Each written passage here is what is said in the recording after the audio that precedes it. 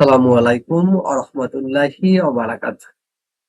আজকে আমরা সহিহ বুখারী প্রথম খণ্ড হাদিস নাম্বার ২৭ আলোচনা করব। আমরা কিন্তু বই আকারে কথা বলি যাতে আমাদের ভুল কম হয়, আলহামদুলিল্লাহ। সহিহ বুখারী প্রথম খণ্ড হাদিস নাম্বার ২৭।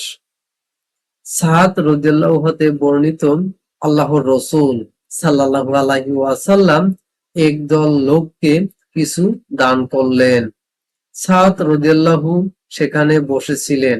সাদ রাদিয়াল্লাহু বলেন, আল্লাহর রাসূল সাল্লাল্লাহু আলাইহি ওয়াসাল্লাম তাদের এক ব্যক্তিকে কিছু দিলেন না। সে ব্যক্তি আমার নিকট তাদের চেয়ে অধিক পছন্দের ছিল। তাই আমি আরজ করলাম, হে আল্লাহর রাসূল, অমুক ব্যক্তিকে আপনি বাদ দিলেন কেন? আল্লাহর শপথ, আমি তো তাকে মুমিন বলেই জানি। তিনি বললেন, না, মুসলিম। তখন আমি কিছুক্ষণ নীরব থাকলাম। অতঃপর আমি তার সম্পর্কে যা জানি তা ব্যক্ত করার প্রবল ইচ্ছা হলো।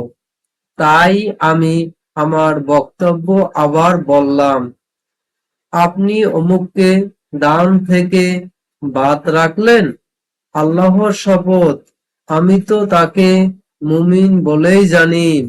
তিনি বললেন, না, মুসলিম। তখন আমি কিছুক্ষণ নীরব থাকলাম। তারপর আমি তার সম্পর্কে যা জানি তা ব্যক্ত করার প্রবল ইচ্ছা হলো। তাই আমি আবার বললাম, আপনি অমুককে দান হতে বাদ রাখলেন? আল্লাহর শপথ, আমি তো তাকে মুমিন বলেই জানি। তিনি বললেন, না, মুসলিম। তখন আমি কিছুক্ষণ চুপ থাকলাম। তারপর আমি তার সম্পর্কে যা জানি তা ব্যক্ত করার প্রবল ইচ্ছা হলো। তাই আমি আমার বক্তব্য আবার বললাম। আল্লাহর রাসূল সাল্লাল্লাহু আলাইহি ওয়াসাল্লাম পুনরায় সেই একই জবাব দিলেন। তারপর বললেন, সাদ, আমি কখনো ব্যক্তি বিশেষকে দান করি, অথচ অন্য লোক আমার নিকট তার চেয়ে অধিক প্রিয়। তা এ আশঙ্কায় যে সে ঈমান থেকে ফিরে যেতে পারে, পরিণামে আল্লাহ তাআলা তাকে অধোমুখে জাহান্নামে নিক্ষিপ্ত করবেন। বলছে, আল্লাহ তাআলা তাকে অধোমুখে জাহান্নামে নিক্ষিপ্ত করবেন। এ হাদিস ইউনুস, সালিহ, মামার এবং জুহরি রহমতুল্লাহ আলাইহি এর ভ্রাতুষ পুত্র জুহরি রহমতুল্লাহ আলাইহি হতে বর্ণনা করেছেন। হাদিসটি কে বর্ণনা করেছেন? এ হাদিস ইউনুস, সালিহ, মামার এবং জুহরি রহমতুল্লাহ আলাইহি এর ভ্রাতুষ পুত্র জুহরি রহমতুল্লাহ আলাইহি হতে বর্ণনা করেছেন।